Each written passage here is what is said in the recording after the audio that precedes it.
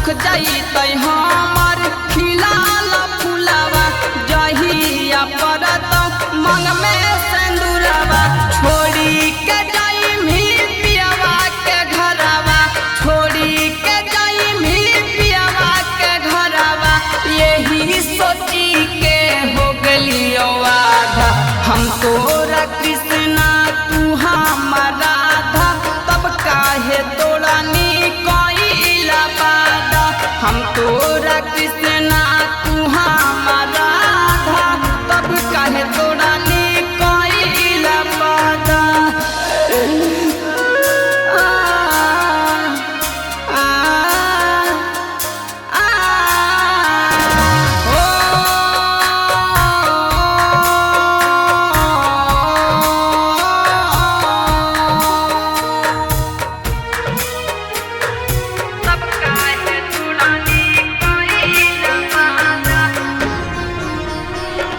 mummy परिचितौ तोर दूल्हे राजा के खिड़की से देखली हमर जाना जाके मम्मी परिचितौ तोर दूल्हे राजा के खिड़की से देखली हमर जाना जाके फिर कब तोरा नजर न आइबौ फिर कब तोरा नजर न आइबौ दे देनी भी कसनी सू के साजा हम तो